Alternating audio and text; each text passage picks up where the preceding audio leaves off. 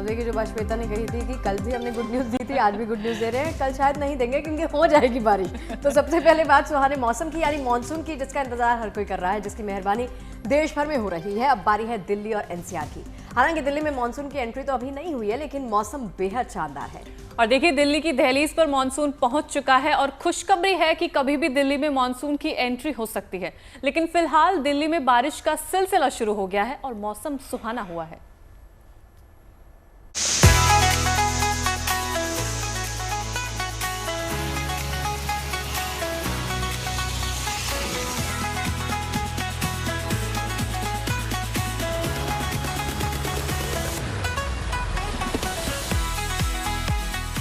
देश में वक्त से पहले एंट्री ले चुका मॉनसून अब दिल्ली की दहलीज पर खड़ा है और दिल्ली को तरबतर करने को पूरी तरह तैयार है।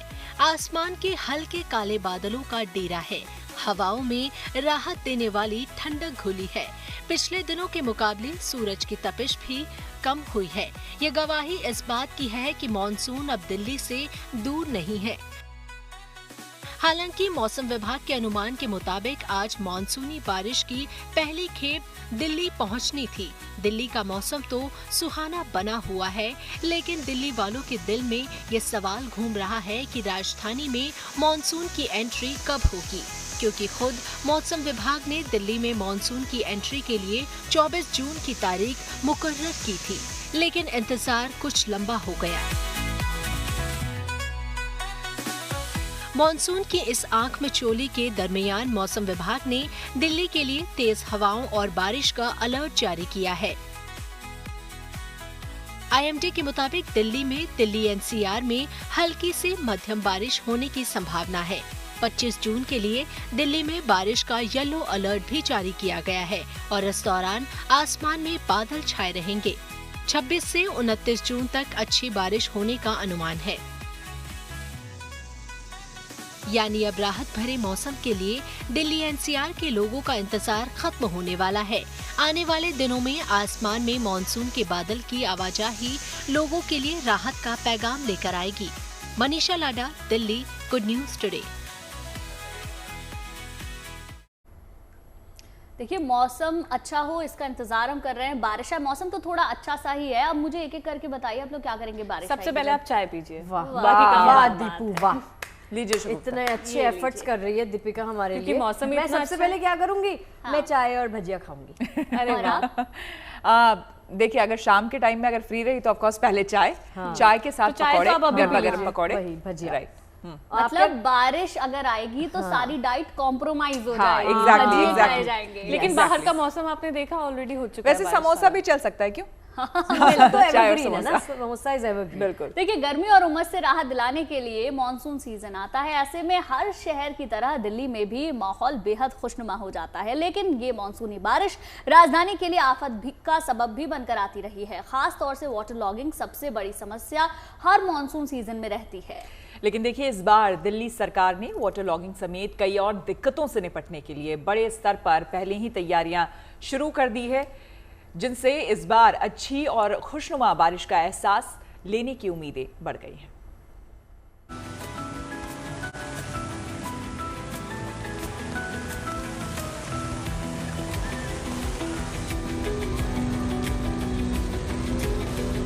मॉनसून देश के अधिकतर हिस्सों को अपने आगोश में ले चुका है, लेकिन दिल्ली वालों को अभी बरखा बहार का अगले 36 घंटे इंतजार करने की खबर है।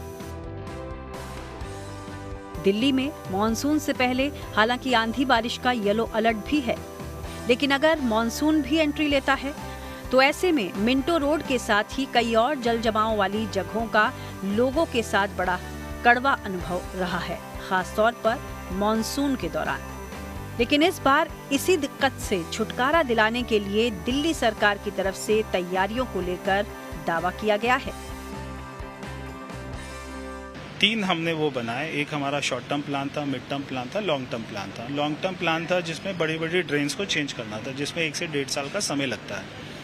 तो वहाँ पर अगर पानी भरता है तो वहाँ पे हमारा काम जारी है, तो उसमें समय लगेगा। जो मिड टर्म प्लान थे जिसमें 6 महीने का समय लगना था, वो भी हमारा काम जारी है। जो 1 से 1.5 महीने में ख़त्म होने थे वो सारे पॉइंट हमने खत्म कर दी, जिसमें से मेन है मिंटो ब्रिज। इस बार बारिश हुई थी, मिंटो ब्रिज में पानी नहीं भरा और इस बार भरेगा भी नहीं। तो मिंटो ब्रिज के नीचे जो बार बार पिक्चर आती थी बस के खड़े होने की, डूब जाने की, वो पिक्चर नहीं दिखाई देगी। हमारी वहाँ पे पूरी तैयारी है।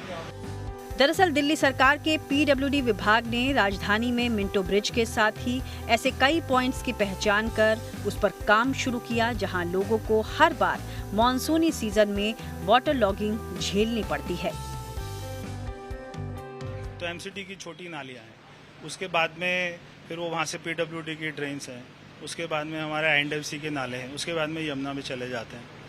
तो सारी नालियाँ, तो एमसीडी अपना काम कर रही है, एनडीएमसी अपना काम कर रही है, दिल्ली कैंटोनमेंट बोर्ड अपना काम कर रहा है, पीडब्ल्यूडी, सारे विभाग काम कर रहे हैं, ईमानदारी से काम कर रहे हैं और हमारी मुख्यमंत्री जी के सारे निर्देश पे काम कर रहे हैं, अच्छा काम कर रहे हैं।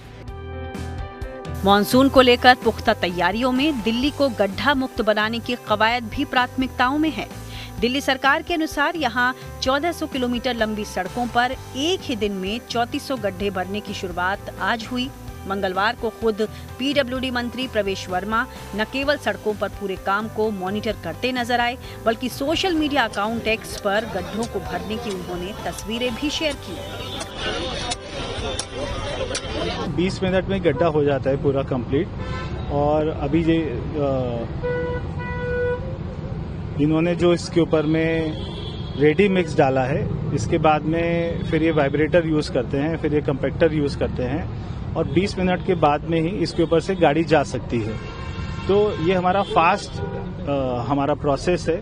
तो इसमें कोई ट्रैफिक का या कहीं पे भी लोगों को कोई परेशानी नहीं होती है या कहीं पे भी ट्रैफिक जाम की समस्या नहीं होती है। तो इस बात की भी हम लोगों ने चिंता करी है कि जल्दी से सारे गड्ढों को फिक्स करके ताकि वहाँ पे ट्रैफिक भी स्मूथ रहे। दिल्ली सरकार की इन तमाम कोशिशों के पीछे उद्देश्य साफ है कि वो एमसीडी, एनडीएमसी और दिल्ली कैंटोनमेंट बोर्ड के साथ मिलकर राजधानी को इस बार मॉनसून एंजॉय करने का भरपूर मौका देगी। ऐसे में एक साथ इतनी ज्यादा संख्या में गड्ढों को भरे जाने से सड़क हादसों का खतरा कम होने की तो उम्मीद जगी ही है। साथ ही दिल्ली वालों को गर्मी उमस से राहत, साफ हवा में सांस लेने का मौका भी नसीब होगा, जो राजधानी के लिए किसी सौगात से कम नहीं होंगे। दिल्ली से सुशांत मेहरा और मनीषा लड्डा के साथ bureau report, good news today. हालांकि दिल्ली से पहले देश के लगभग सभी हिस्सों में मानसून की एंट्री हो चुकी है। गुजरात पर मानसून कुछ ज्यादा ही मेहरबान है। यहाँ के अलग अलग शहरों में बारिश थमने का नाम ही नहीं ले रही। बिल्कुल, सूरत शहर तो पूरी तरह से पानी के आगोश में है। आलम यह है कि भारी बारिश के बाद पानी रिहायशी इलाकों में घुस गया। अब इन इलाकों में रहने वाले लोगों को नाव के जरिए सुरक्षित बाहर निकाला जा रहा है।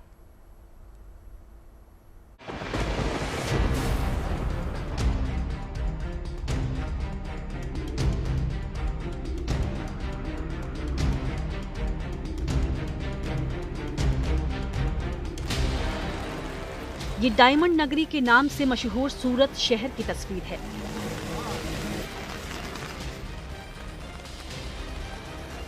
जिन सड़कों पर गाड़ियां पराठा बनकर चला करती थी, वहां आज नाव चल रही हैं।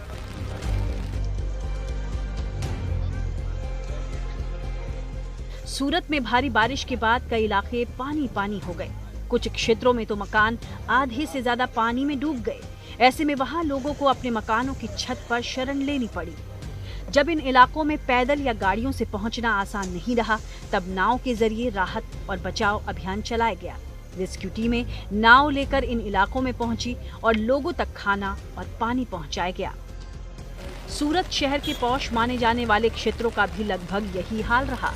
इन इलाकों में खड़ी कारें पानी में डूब गईं, जिसके बाद लोगों को कमर तक के पानी में इधर से उधर जाना पड़ा। और 2-3 जगह से रेस्क्यू कॉल मिले थे, जहाँ पे 8वां गेट वनिता विश्राम में 4 स्टूडेंट को रेस्क्यू करने में आए। वाटर में बीच में पानी में बीच में फंस गए थे वहाँ पे। और उसी तरह एग्जाम के लिए जा रहे 2 स्टूडेंट को भी सूरत पुलिस और फायर विभाग ने उनके एग्जाम सेंटर तक पहुँचाए। सूरत में बारिश और जलभराव वाले इलाकों पर नजर रखने के लिए इमरजेंसी सेंटर रूम बनाया गया है, जहां 4500 कैमरों से पूरे शहर की निगरानी हो रही है। हम इस वक्त मौजूद है महानगर पालिका का जो सूरत इमरजेंसी रिस्पांस सेंटर बनाया गया। यहाँ पर आप देख सकते हैं कि महानगर पालिका की जो टीम है लगातार शहर के अलग अलग इलाकों में लगे कैमरों के जरिए यहाँ पर नज़र बनाए हुए हैं। इस इमरजेंसी सेंटर से जलभराव और जाम के हालात को मॉनिटर किया जा रहा है, फिर तुरंत टीम भेजकर समस्या को सॉल्व किया जाता है। असल में मौसम के मिजाज को देखते हुए सूरत नगर निगम ने पहले से कई टीमों को शहर के अलग अलग क्षेत्रों में तैनात किया हुआ है। Engineering team, zonal chiefs, executive engineers, health, fire, garden, सभी टीम्स कंटिन्यूसली सूरत शहर में मूव कर रही हैं। जो रास्ते या गरनाले, अंडरपासेस जहाँ पे पानी भरने की समस्या हुई थी, वहाँ पर टीम्स की तरफ से सतत काम चालू है।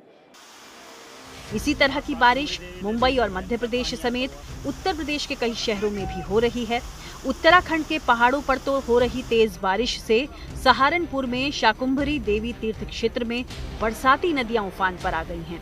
पानी के तेज बहाव के कारण श्रद्धालुओं को नदी पार करने से रोक दिया गया है। राजस्थान के बारां में बारिश और उफनती लहरों के बीच रेस्क्यू ऑपरेशन चलाया गया। बोट के जरिए नदी में फंसे लोगों को बाहर निकाला गया। यहाँ इंसानों के साथ साथ भेड़ बकरियों को भी सुरक्षित जगह पहुंचाया गया।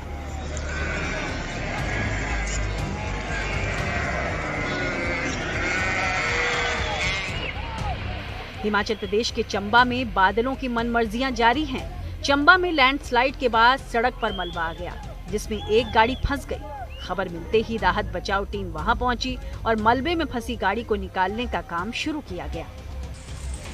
उत्तराखंड में बागेश्वर का मौसम सुहाना बना हुआ है, लेकिन पहाड़ों पर मौसम कब बदल जाए कुछ कहा नहीं जा सकता। मौसम के उग्र तेवर को देखते हुए लोगों को पहाड़ों पर जाने से बचने की सलाह भी दी जा रही है, जबकि मैदानी इलाकों में भी सरकार के दिए दिशा निर्देशों को फॉलो करने को कहा गया है। सूरत से संजय सिंह राठौड़, बागेश्वर से जगदीश चंद्र पांडे, चंबा से विशाल आनंद और सहारनपुर से राहुल कुमार के साथ bureau report, good news today.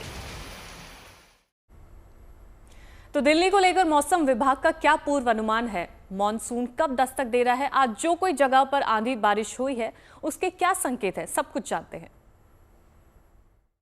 देश के ज्यादातर हिस्सों में मानसून जो है वो दस्तक दे चुका है, लेकिन हर किसी को इंतजार है कि दिल्ली एनसीआर में कब मानसूनी बारिश जो है वो देखी जाएगी। ज्यादा जानकारी के लिए मौसम वैज्ञानिक डॉक्टर नरेश कुमार इस वक्त हमारे साथ मौजूद है। शुरुआत ही दिल्ली से कि दिल्ली में 24 तारीख की डेट दी गई थी, लेकिन अभी भी वो बारिश नहीं देखी गई है। देखिए कल तक क्या था, हम कल तक की बात करें तो जो मानसून है भारत के ज्यादातर हिस्सों में कवर कर चुका है। जो हिस्से बचे हुए थे थोड़ा वेस्टर्न हिमालय रीजन के जो साउथर्न पार्ट जैसे जम्मू डिवीजन हो गया, हिमाचल के कुछ हिस्से और इसके अलावा जो उत्तराखंड के कुछ हिस्से और पंजाब, हरियाणा, वेस्ट उत्तर प्रदेश और राजस्थान के हिस्से बचे हुए थे इंक्लूडिंग एनसीआर दिल्ली। आज जो मानसून ने कुछ और हिस्से कवर किए हैं, जिसके साथ पूरा वेस्टर्न हिमालय रीजन कवर हो गया है।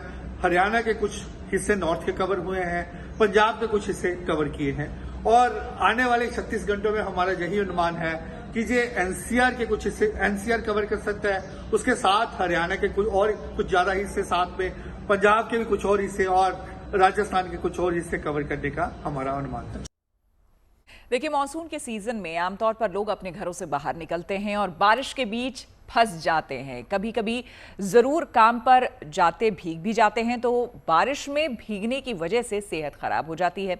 मानसून के मौसम में कुछ बातों का ध्यान रखना बेहद जरूरी होता है ताकि मानसून भारी ना पड़े। मसलन आपको बता दें कि देखिए, बारिश में घर से बाहर निकलने से परहेज करें जहां तक हो सके।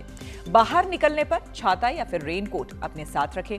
बाहर जाने पर रेन गियर और वाटरप्रूफ जूते इस्तेमाल करने की कोशिश करें ताकि खुद को सूखा यानी कि ड्राई आप रख सकें। बारिश के दौरान गाड़ी चलाने में भी बेहद सावधान रहें। फिसलन की वजह से हादसे का खतरा बना रहता है, इसलिए गाड़ी की रफ्तार धीमी रखें। साथ ही सामने वाले वाहन से सुरक्षित एक दूरी बनाए रखें।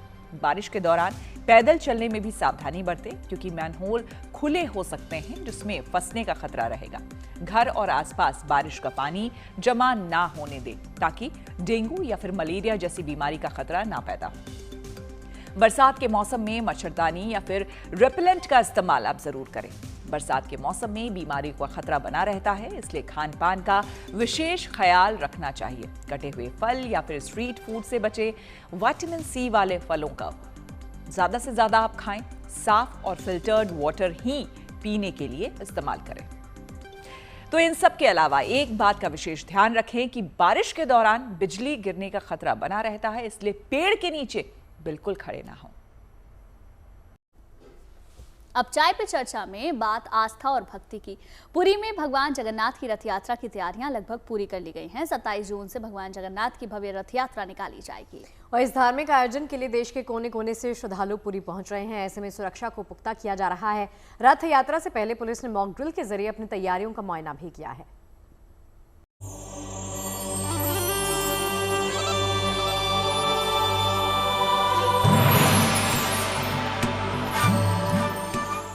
ओडिशा के पुरी में भगवान जगन्नाथ की रथ यात्रा 27 जून से शुरू होगी। ये रथ यात्रा हर साल आषाढ़ मास के शुक्ल पक्ष की द्वितीया तिथि को शुरू होती है। रथ यात्रा में भगवान जगन्नाथ, बलभद्र और देवी सुभद्रा जगन्नाथपुरी मंदिर के अपने मंदिर परिसर से निकलकर रथ पर सवार होकर अपने भक्तों से मिलने के लिए गुंडीचा मंदिर तक की यात्रा करेंगे। ये रथ यात्रा देखने और इस पवित्र आयोजन में शामिल होने के लिए देश ही नहीं, विदेशों से भी काफी संख्या में भक्त पुरी पहुंचते हैं।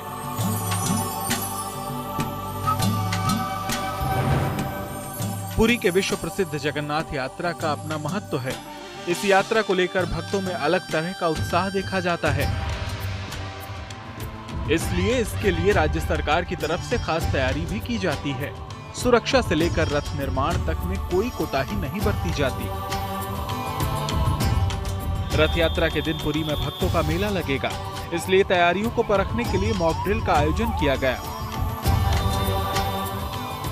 जिसमें एनसीसी स्काउट एंड गाइड के अलावा वॉलंटियर्स शामिल हुए।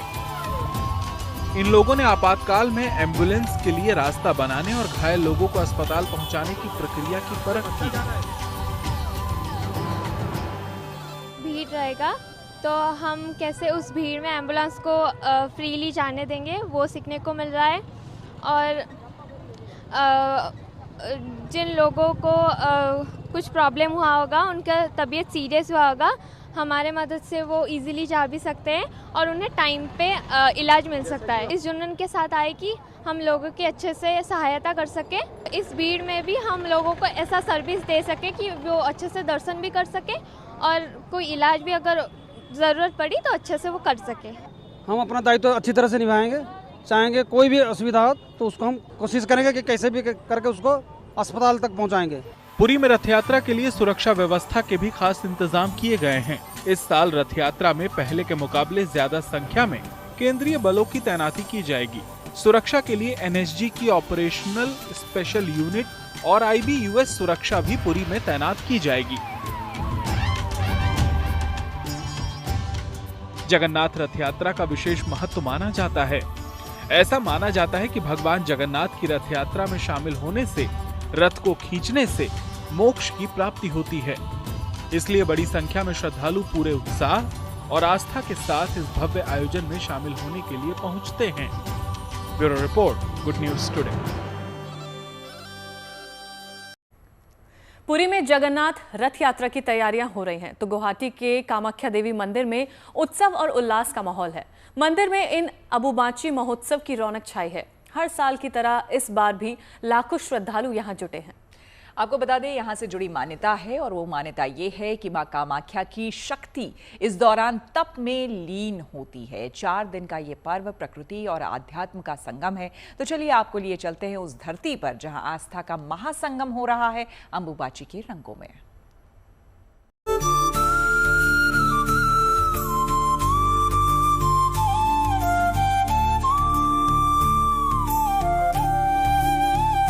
और यहाँ आने से हर किसी का मनोकामना पूर्ण होता है।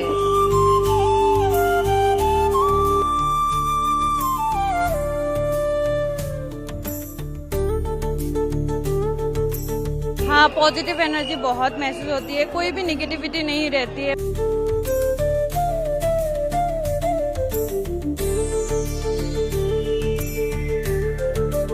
जो आया है उस कुछ ना कुछ लेके जाता है यहाँ से। चलिए अब आपको एक ऐसा उत्सव दिखाते हैं जिसमें परंपरा, मान्यता और रीति रिवाज के तमाम रंग बिखरे हुए हैं। ये त्योहार मई और जून के महीने में मनाया जाता है, जिसकी रौनक भद्रकाली अम्मन मंदिर में खास तौर से देखने को मिलती है।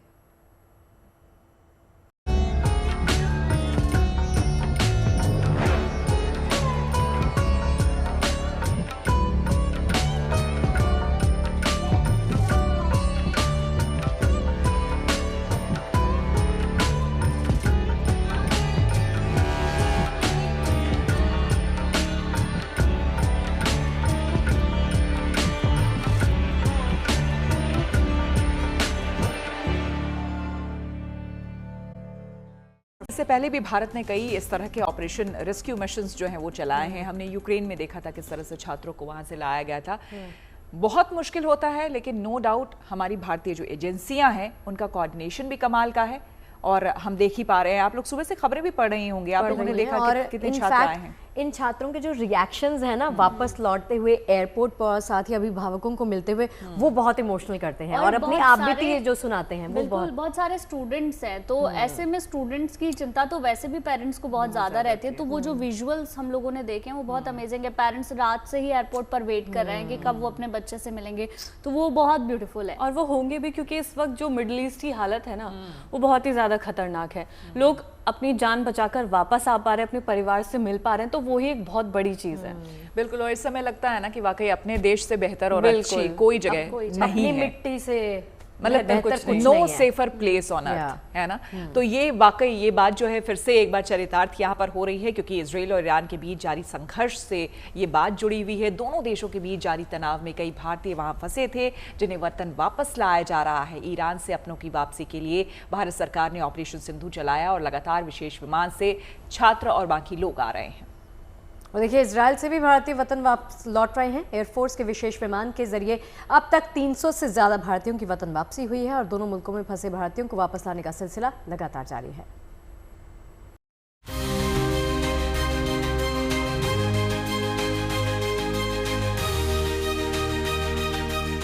अपने वतन की जमीन पर उतरकर अपनों से मिलने की खुशी को दर्शा रही ऐसी कई तस्वीरें पिछले कुछ दिनों से सोशल मीडिया पर सुर्खियां बनी हुई हैं।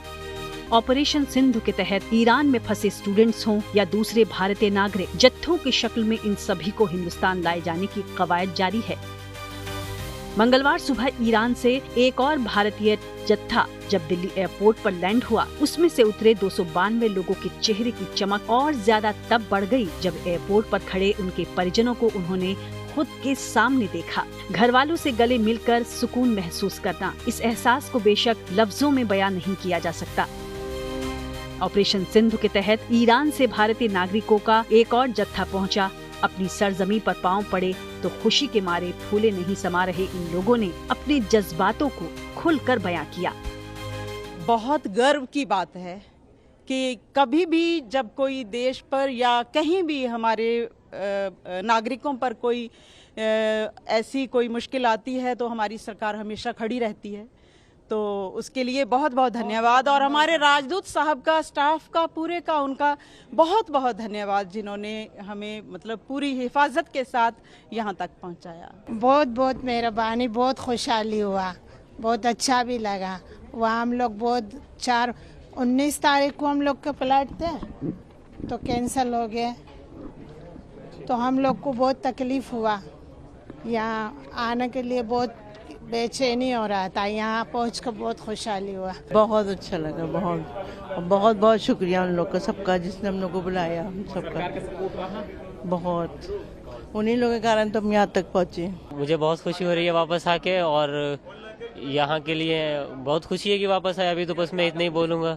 जी बिल्कुल सपोर्ट रहा, बहुत अच्छे से मैनेज किया सारा, होटल वगैरह यहाँ तक आने में कोई परेशानी नहीं है हमें। बहुत अच्छा था, सब कुछ बहुत अच्छा, एकोमोडेशन अच्छी थी या उनका सब कुछ अच्छा था, कहीं भी हमें कोई तकलीफ नहीं हुई, आराम से पहुँचे और मज़े से पहुँचे। कुछ ऐसी ही संतुष्टि और खुशी का भाव, ऐसे ही खिले चेहरे इजराइल से भारत लाए गए लोगों के भी नजर आए। मिडिल ईस्ट में तनाव के बीच बीती रात बनी नई स्थितियों के बाद इंडियन एयरफोर्स ने भी एक्शन लेते हुए नया मिशन शुरू किया, जिसके तहत वहां फंसे भारतीयों को विशेष विमान से हिंदुस्तान लाया गया। आपने देखा होगा ईरान से आए और इजराइल से हम यहाँ आए, इसके लिए हम बहुत बहुत धन्यवाद है हमारी गवर्नमेंट का। आप देख ही रहे होंगे कितनी तीव्रता से ये मिशन सिंधु चलाया गया और इजराइल से हमें यहाँ पर लाया गया। It was very bad there, but I think the Indian embassy together with the Indian government, they helped us a lot. Government ने बहुत तो सपोर्ट किया है और हमें भी गवर्नमेंट के ऊपर काफ़ी भरोसा था, क्योंकि जो मोदी जी है हमारे, जिन्होंने अभिनंदन वर्धमान को भी ले आए थे पाकिस्तान से, और इजराइल तो हमारे फ्रेंडली कंट्री है, तो हमें काफ़ी भरोसा था कि अगर ज़्यादा एस्केलेट होता है तो इंडिया गवर्नमेंट हमें इवैक्यूएट कर देगा। तो 2 दिन में जो एम्बासी है वहाँ पे, और जेपी सिंह सर जो है वहाँ के एम्बेसडर, उन्होंने सबसे कोऑर्डिनेट करके सुरक्षित थे, और हमारे हॉस्टल से ही जाके हमें पिक किए, ऐसा नहीं कि कहीं पे, पूरा हॉस्टल से लेके बॉर्डर तक आए, फिर बॉर्डर से दूसरे बहुत अच्छे बॉस से काफ़ी अच्छे व्यवस्था के साथ, मतलब खाना पीना कोई भी दिक्कत नहीं हुआ। बता दें कि सुबह इजरायल से 326 भारतीय नागरिकों को लेकर वायुसेना के 2 विमान दिल्ली पहुंचे। पहले विमान में 161 और दूसरे विमान में 165 भारतीय नागरिक लाए गए। भारत सरकार के ऑपरेशन सिंधु के तहत 19 जून से भारतीयों का पहला जत्था देश लौटा था। इसके बाद से ही उनकी वापसी का सिलसिला जारी है। बेशक संघर्ष के मैदान से पूरी हिफाजत के साथ वतन वापसी का जो सुकून इन भारतीयों के चेहरे पर नजर आ रहा है, की यादें ताउम्र उनके दिलो दिमाग पर छाई रहेंगी। Bureau report, good news today. चलिए अब खबर एक ऐसे कलाकार की जो शारीरिक तौर पर भले ही लाचार है, लेकिन अपने जीवन और लगन की बदौलत टैलेंट का शानदार शहकार पेश कर रहा है। और देखिए, ऐसे कलाकार देश ही नहीं बल्कि दुनिया में भी तमाम लोगों के लिए प्रेरणा है। अपने हौसले, जज्बे, जोश और जुनून की बदौलत वो हर मुश्किल से उबर कर जिंदगी जीने की सीख देते हैं। देखिए हमारी एक खास रिपोर्ट।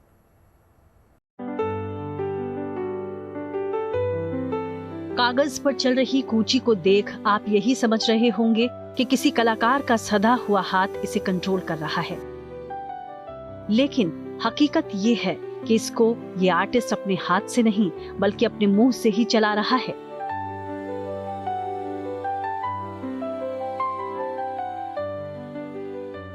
बड़ी लगन से पेंटिंग कर रहे ये सहारनपुर के रहने वाले शाह आलम हैं, जो हाथों से लाचार होने के कारण मुंह से ही कूची पकड़कर कमाल की पेंटिंग्स बना लेते हैं। बचपन में पोलियो से बीमार होने के कारण शाह आलम हाथ पांव से लाचार हो गए। अब शाह आलम की ये लाचारी ही इनकी ताकत भी बन चुकी है। इसकी बदौलत शाह आलम 5 साल की उम्र से ही शानदार स्केच और पेंटिंग बनाने का काम कर रहे हैं। ये 90 की बात बता रहा हूँ मैं, 90-91 की। उस टाइम टीवी पे चित्रहार आता था, तो मैंने उस टाइम एक गाना देखा था, माँ शेरा वाली, ओ माँ शेरा वाली। उसमें जो है अमिताभ बच्चन जी की जो माता जी हैं, शेर जो है गुंडों से उनको बचा के और वो किश्ती में बिठाता था। तो वो सीन जो है मैंने मतलब वो कॉपी मैंने कॉपी में बना दिया। शाह आलम ने अब तक शारीरिक लाचारी के सामने हार नहीं मानी है। इनके लिए पेंटिंग का ये शौक ही कमाई का जरिया भी है। हालांकि इन्हें प्रशासन और सरकार से मदद की दरकार भी है, ताकि इनके हुनर को पहचान मिल पाए और वो मुकाम भी हासिल हो सके जिसके ये हकदार हैं। सहारनपुर से राहुल कुमार के साथ bureau report, good news today.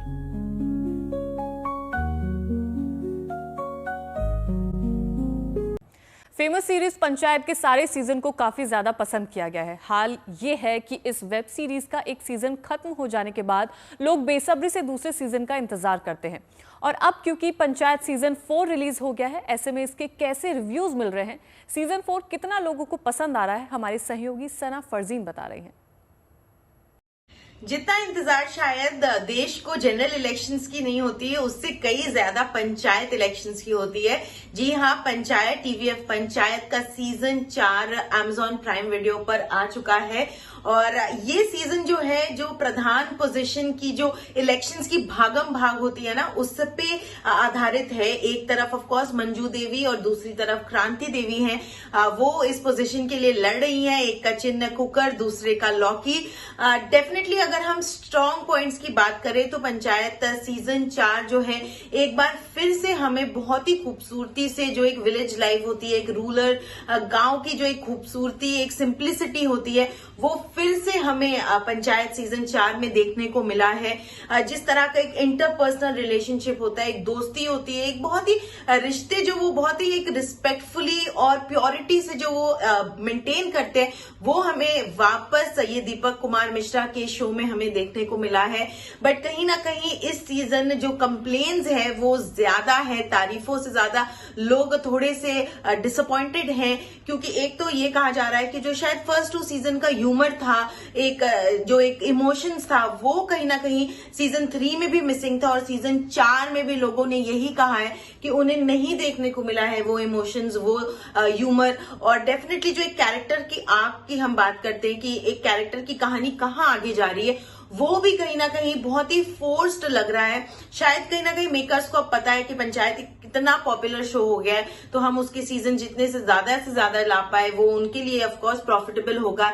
और कहीं ना कहीं फैंस को यही लग रहा है कि इसी प्रॉफिट के चक्कर में लोग जो है वो कंटेंट को मिस कर रहे हैं, उसमें जितना काम करना चाहिए था वो उतना नहीं हो रहा है। डेफिनेटली एक्टर्स की परफॉर्मेंसेस बहुत अच्छी है, वो वापस से अपने सारे किरदार जो है हमें देखने को मिलता है, उनके जो खुद के रिलेशनशिप्स हैं, उनकी फ्रेंडशिप्स हैं, वो हमें वापस देखने को मिलता है। बट जिस तरह से शायद हम रिंकी और सचिव जी की एक जो लव स्टोरी को हम एक्सपेक्ट कर रहे थे वो मिसिंग था।